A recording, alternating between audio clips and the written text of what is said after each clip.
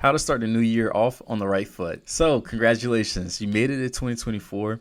You have all this energy, all these expectations, and a long list of goals that you want to accomplish. And now you're ready to get started.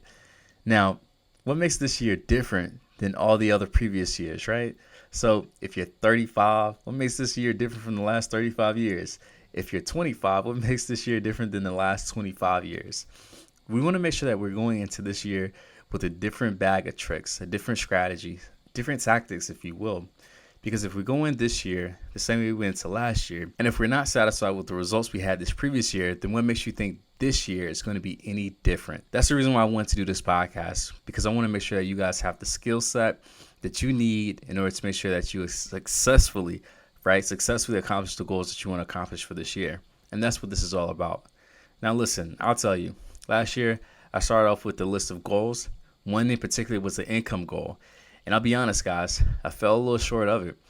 Now, here's the thing about me falling short of it.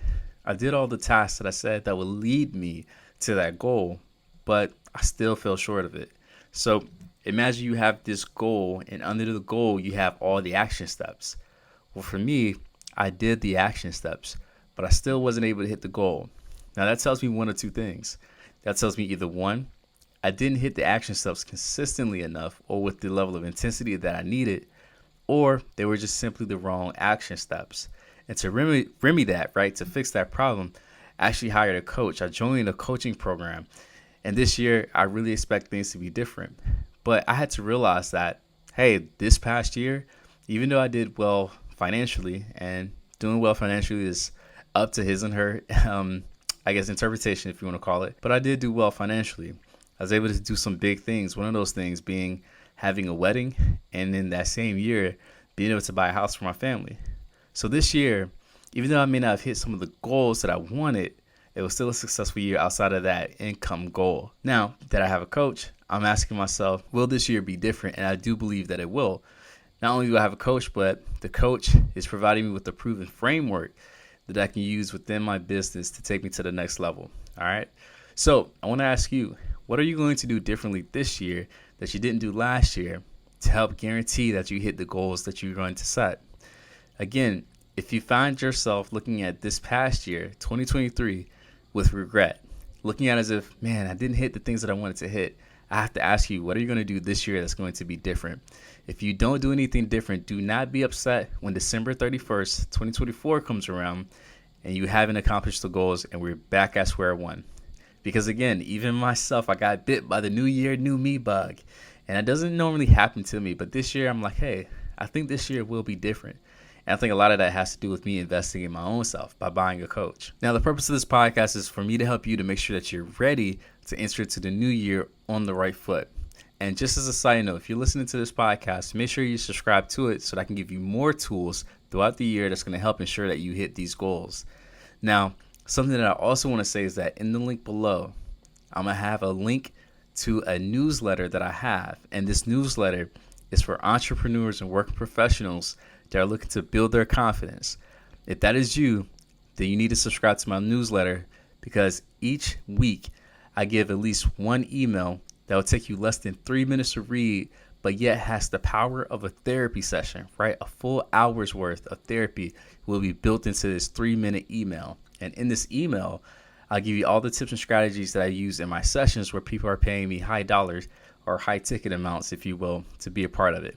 So with that being said, let's get into the first thing that you need to do to make sure that you have a successful 2024. So the first one is identifying values. And the first question is, what are the core values that are most important to you, and how might aligning your actions with these values make 2024 a more meaningful year? Okay, I'll say that again. What are the core values that are most important to you, and how might aligning your actions with these values make 2024 a more meaningful year? In other words, how would this year be different if you were to manifest these values within your actions? Now, one thing that I do with all my clients, even today, I had a couple new clients and we did this together. I gave them a list of values and I asked them, in these 4 domains of your life, pick which 3 values are the most important. Now, if you've been listening to my podcast, you know about these domains, but if you're new, I'll tell you what these 4 domains are. So the first one is career and education. The second one is leisure time. Third, relationships. And then last, personal growth, and personal health. You can think of your goals. You want to think of how you're going to approach 2024 within those different domains of life. That'll give you a framework, that'll give you a system to be able to compartmentalize what parts of your life we're doing really, really well in and what parts just simply need some improvement. So ask yourself, what is it that you value in each of these areas? The reason why we want to always focus on this is because you can have massive success and still feel unfulfilled. You can find yourself accomplishing a lot of goals, but still feel lost, still feel stuck. And that happens when people are not doing the right work. They're just doing work. So we want to make sure we know exactly what it is that you value. So identify those values and ask yourself, how would this make my life meaningful this year? The second one, and I kind of alluded to this, next you want to start to defining your goals. Now with these questions that I'm asking you, I would tell you to hit pause and write down the answer to these questions and then come back and unpause these episodes. Now if you're driving, if you're working out, I would tell you once you listen to it, just think on it and come back later and listen to it again and write the answers to these questions, because these are questions that I ask myself and my clients. So this is very valuable. So the second one is all about defining your goals. And what you want to do, or what question I want to ask, is consider your values that we just mentioned and ask yourself, what are some specific, realistic, and meaningful goals you'd like to set for yourself for this coming year? Now, when you're setting these goals, make sure you attach a number to it, okay? Because when we attach a number, when we make a goal measurable, we can look at it and then say, did we complete it or did we not complete it? Okay, so try your best to really make it specific and quantify that goal by giving it a number. Also, give it a number by giving it a due date. We don't want goals that are just lingering, but we want to have specific dates to show us that, hey, by this day, this needs to be complete. Because if it's not, we want to then ask ourselves, what have we been doing these past few days, few weeks, few months, whatever it is. Just to make sure that by the end of the year, we're not looking at the list and see that nothing has been crossed off. Third, mindful action. So ask yourself, in what ways can you bring more mindfulness into your daily actions, fostering a deeper connection with the present moment throughout the year? I'll say that again. In what ways can you bring more mindfulness into your daily actions, fostering a deeper connection with the present moment throughout the year? And to help you out, I'll give you a simple technique that I've been giving some of my clients this week. So what I have a few of my clients do is by doing everything in slow motion. And I mean that literally. So what I'm telling my clients to do is, when you're taking a shower, when you're going for a walk, even when you're eating, I want you to move at half speed. Even if you're brushing your teeth, I want you to move at half speed, because when you intentionally move at a slow pace like that, it forces you to be focused in the moment so that you don't speed through everything while still being wrapped up in your mind. By doing this, it ensures that you're being present. And what we would then do is take that same ability to be present and place it in the next meaningful task that you're going to do, whether it be something leisurely or something productive for your job or for your business. The reason why we want to do this is because when you're present, it allows you to, one, enjoy the leisure stuff that much more, right? So it's kind of like pouring salt onto your food, right? It brings up the flavor, and it'll do the same thing with your leisure activities. But then within your career or in your business, by doing things slow paced, you'll find yourself being more intentional, making less mistakes, and maybe even learning how to do something better because now you're being more present with it. So I want you just to slow down in life. And by doing that, it'll make every moment that much more meaningful. The fourth one is something that I teach each and every day. It is the epitome of the framework that I use in my therapies. And this is all about building psychological flexibility. Okay, so if you're thinking, what is that? Well, think of someone trying to touch their toes when they're scratching. We want that person to be very flexible, right? If they're very flexible, that'll mean that, they're healthy, their joints are working, all that stuff, right?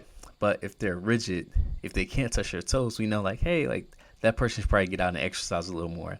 That person should probably stretch a little more, right? So building psychological flexibility. And I'm going to ask you guys this question.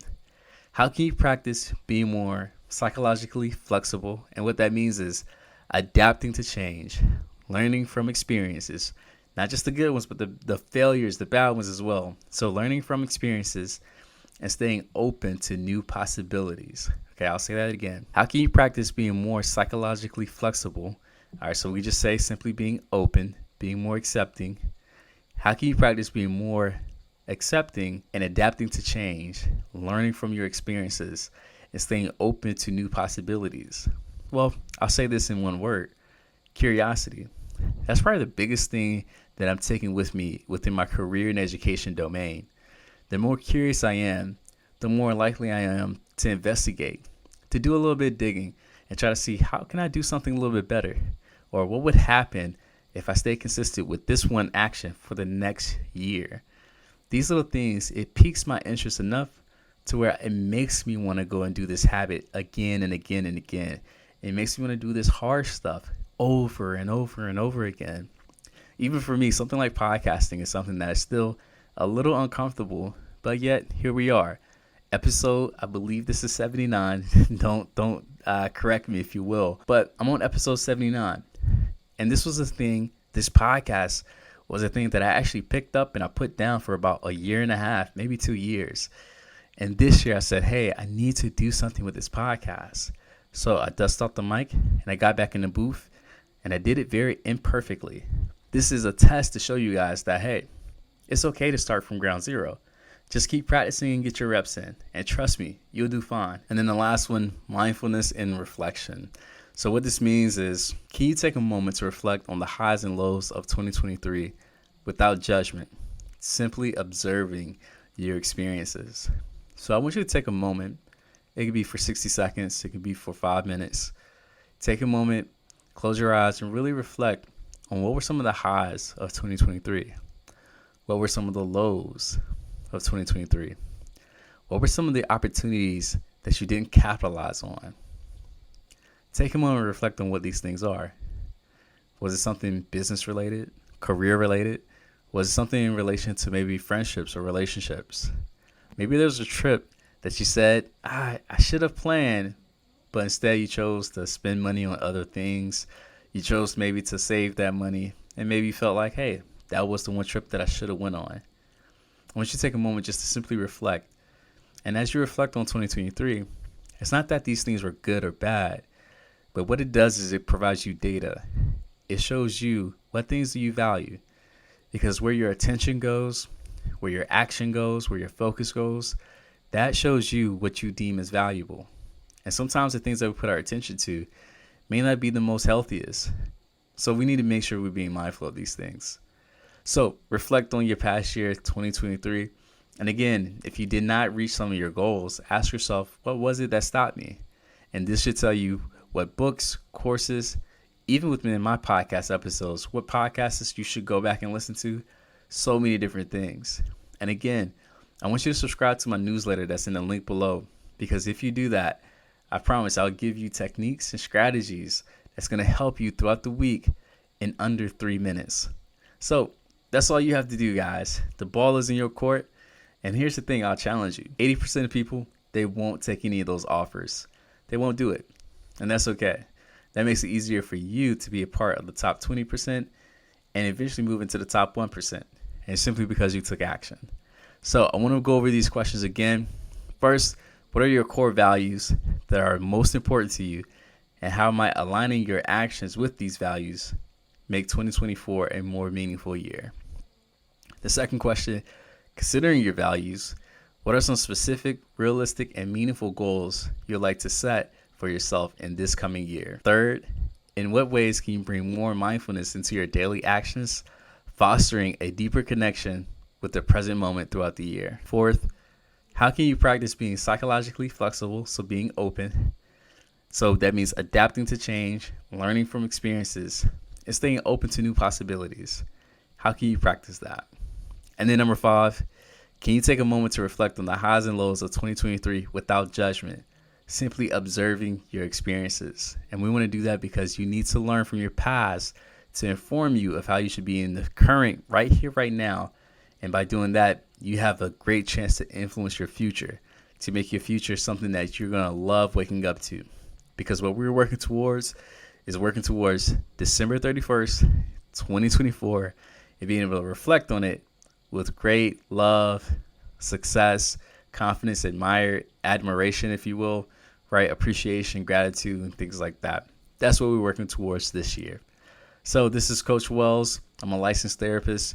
Make sure you subscribe to this channel. And again, make sure you subscribe to my newsletter. All right, guys. I'll see you later.